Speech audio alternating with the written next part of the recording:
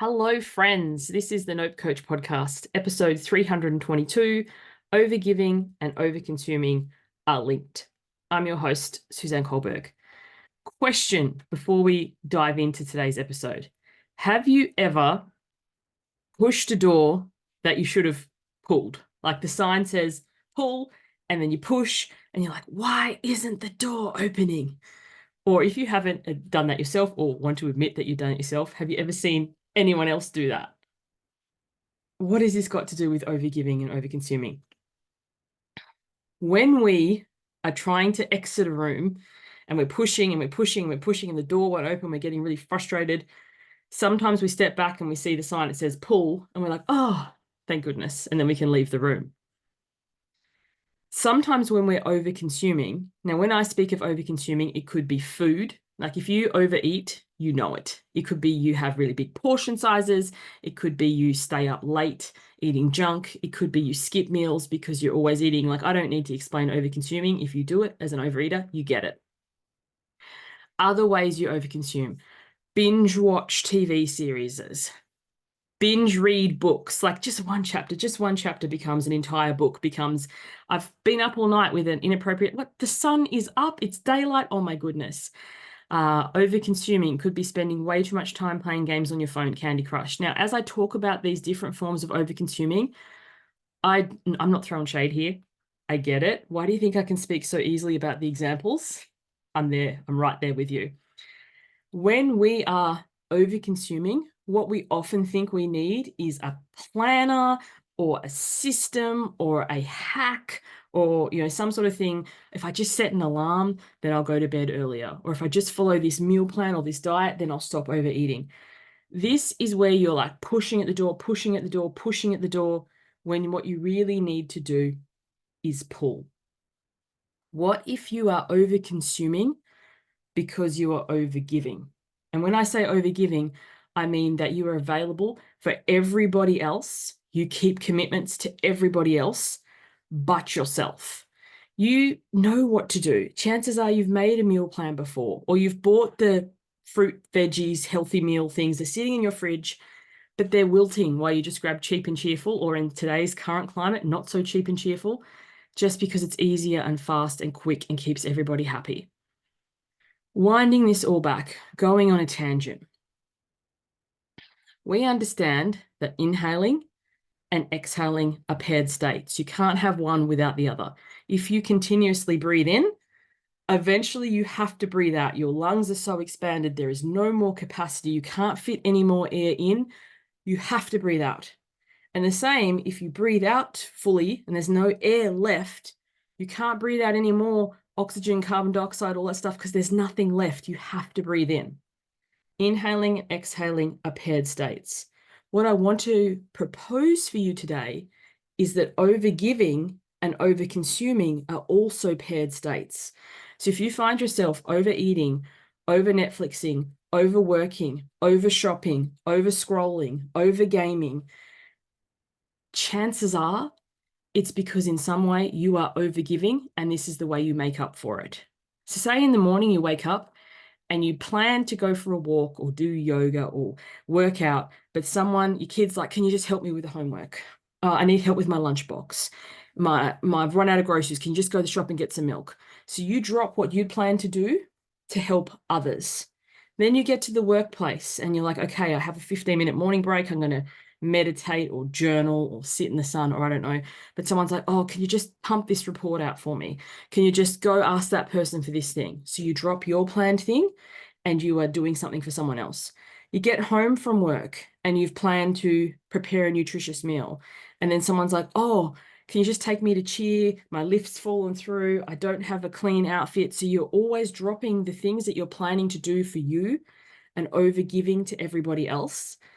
It's little wonder 9, 10, 11 p.m. at night when you're exhausted and depleted that you overconsume, whether it be overeat, overdrink, overwatch, overshop, or perhaps all of them.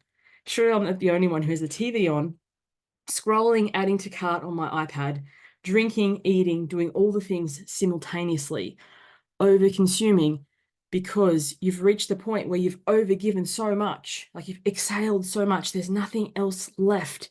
You have to inhale. So you've overgiven so much, you're beyond depleted. And the way that you're matching up by that is overconsuming.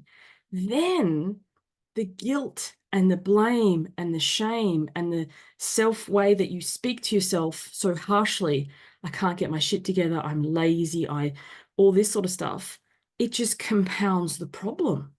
And then you're telling yourself, tomorrow I'll be different. Tomorrow, or maybe Monday. Monday is, after all, the universal day to change your life.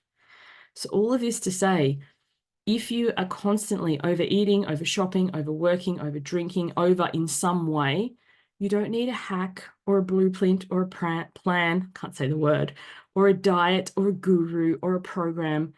You just need to be going, where am I overgiving? And this, chances are, if you truly are so enmeshed and mired in this episode is not even landing for you. You're listening to this going, I don't overgive. It's amazing how many clients work with me. They come in because they love the message, the energy, the resonance or whatever. And they say to me, oh, I'm not an overgiver. And then at the end of the program, the penny drops sometimes in the last week and they're like, oh, wow.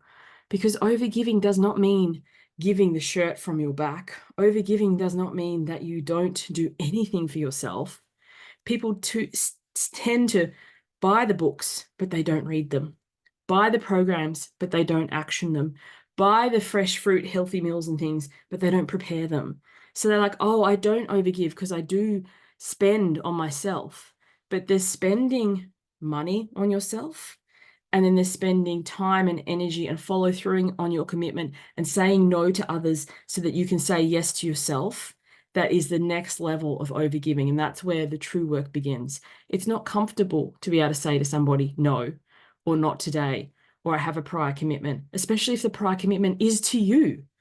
My prior commitment is to meditate or journal or walk or bath or do some form of self-care. I'm not talking about the aftercare, massages and bubbles and all that sort of stuff. Like, those have their place. But a lot of the times we need a time out because we are so depleted. But to be able to say no to someone else without feeling like a bitch, without feeling guilt or shame, so that you can say yes to you, this is where we reclaim that balance so that we can give to others after we have given to self. And this is what I am incredibly passionate about. So for today, what I'd really encourage you to think, reflect, consider, where are you overgiving? And it doesn't need to be big sensational things. It could be just little things. It could be a friend who emotionally dumps or vents on you day after day after day. It could be that family member who's constantly asking you for, could you just help out with this or take 5 minutes? And, these 5 minutes add up. It could be where people aren't pulling their fair share or doing what they agreed to. So you're just picking up, cleaning up, working after them. And then your little pockets of you time are being eroded. And that's why you're staying up late, eating, drinking, watching, shopping.